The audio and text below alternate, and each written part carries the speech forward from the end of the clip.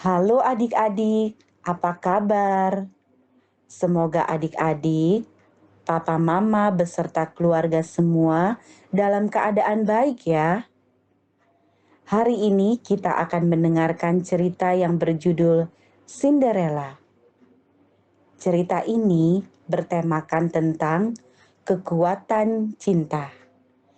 Nah adik-adik, selamat mendengarkan. Pada zaman dahulu, hiduplah seorang anak perempuan yang cantik dan baik hati bernama Cinderella. Tubuhnya selalu berdebu dan kotor, karena sepanjang hari dia harus mengerjakan pekerjaan rumah untuk ibu dan kedua kakak tirinya. Saat malam, Cinderella tidur di lantai dekat perapian. Tapi hatinya penuh cinta dan sukacita. Kedua kakak tirinya berbeda lagi. Mereka suka sekali memerintah. "Ayo, rapikan rambutku," kata salah seorang kakak tiri Cinderella. Ibu tirinya sangat kejam. Saat Cinderella sedang mengepel lantai, "Itu kurang bersih, bersihkan lagi," perintah sang ibu. Tapi Cinderella selalu melakukan semuanya dengan penuh cinta. Ia menyanyi, bersiul, seakan ia sedang mengerjakan pekerjaan yang menyenangkan. Bahkan, ia kadang menari sambil menaikkan tongkat pelnya. Ah, senangnya melihat Cinderella yang ceria. Suatu hari, keluarga tiri Cinderella menerima sebuah surat undangan istimewa. "Pangeran mencari permaisuri," kata ibunda tiri Cinderella. "Seluruh perempuan boleh datang. Pesta dansa akan diadakan untuk menemukan seorang permaisuri buat pangeran tampan." Baca ibu tiri dari surat yang mereka terima. "Wah, aku bisa pakai gaun ibuku nanti," seru Cinderella sambil merapihkan makan siang mereka. "Tentu saja kamu tidak boleh ikut, Cinderella," kata ibu tirinya. "Kau harus menjaga rumah. Tidak ada pesta bagi pelayan." "Tapi katanya semua perempuan boleh ikut, Bu," kata Cinderella masih berharap. "Iya, tapi kau tetap di rumah," kata ibu tiri dengan tegasnya. Cinderella sedih, tapi tidak diperlihatkan wajah sedihnya. Ia tetap berharap bisa menyusul mereka. Jadi ia ikut membantu membuat gaun untuk kakak-kakak tirinya. "Tambahkan rumbai-rumbai," kata salah seorang kakak tiri Cinderella. Tidak hanya itu, Cinderella mengeriting rambut dan merias wajah mereka. "Aku tampak cantik ya," kata kakak Cinderella. "Aku tampak menawan," kata kakak Cinderella yang satunya. Cinderella melihat mereka melangkah menuju kereta kuda dan berangkat ke pesta dansa. Kemudian, Cinderella duduk di dekat pintu rumahnya sambil berharap bisa pergi dengan sekali melayang. Tiba-tiba, cahaya terang muncul dan seorang peri berdiri di hadapan Cinderella. "Aku adalah ibu peri. Mengapa kamu bersedih?" tanya ibu peri. "Aku ingin pergi ke pesta dansa di istana, ibu peri." Cinderella mulai meneteskan air mata kepada ibu peri. "Ayo, hapus air matamu. Kamu boleh ke pesta dansa. Pertama, kita memerlukan sebuah labu," kata ibu peri. Cinderella berlari ke kebun dan mengambil sebuah labu yang besar. Mundurlah, perintah Ibu Peri. Dia mengetuk labu dengan tongkatnya. Abrakadabra. Kilau cahaya bersinar. Buah labu membesar dan membulat. Lalu, jadilah sebuah kereta. Sekarang, aku butuh 7 ekor tikus. Lanjut Ibu Peri. Di sini, kata Cinderella sambil menunjukkan tikus dalam perangkap. Sang peri mengetuk setiap tikus dengan tongkatnya. Para tikus itu berubah menjadi 6 kuda gagah berbulu lembut dan 1 kusir kereta. Untuk mantra berikutnya, aku perlu 6 ekor kadal, kata Ibu Peri. Di sini, kata Cinderella, di belakang penyiram bunga. Cinderella berbinar-binar matanya melihat semua keajaiban itu. Dengan lambaian tongkat ajaib, kadal itu berubah menjadi pelayan yang berpakaian hijau berkilauan. Tapi, bagaimana dengan pakaianku? Tanya Cinderella dengan polosnya.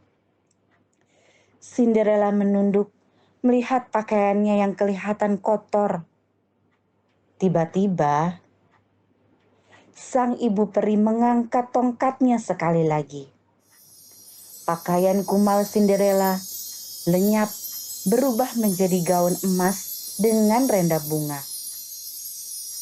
Terima kasih Ibu Peri, kata Cinderella. Ibu Peri memberi sepatu kaca yang paling indah untuk Cinderella. Ingat, kamu harus kembali sebelum pukul 12 malam. Setelah itu, sihirku akan lenyap, kata Ibu Peri. Cinderella melambaikan tangannya.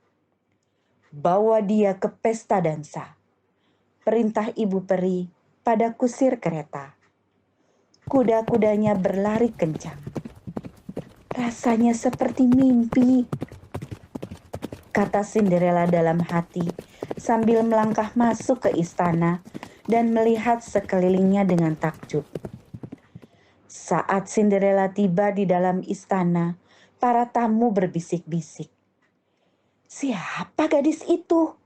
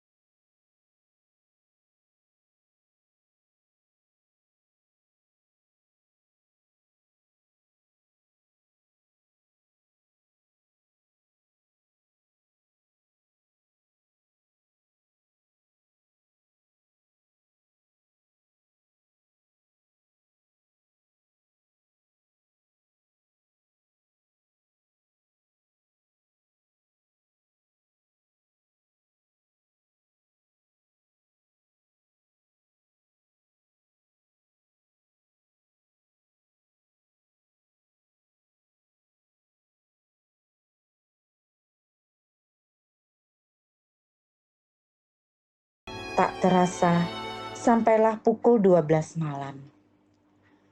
Aduh, aku harus pergi, kata Cinderella sambil berlari keluar istana. Ia segera berlari tanpa memperkenalkan diri dan pamit lebih lama. Dalam perjalanan pulang, seketika itu juga gaun yang dipakainya kembali menjadi pakaian kumal. Keretanya menjadi labu, kusir kereta dan kudanya menjadi tikus.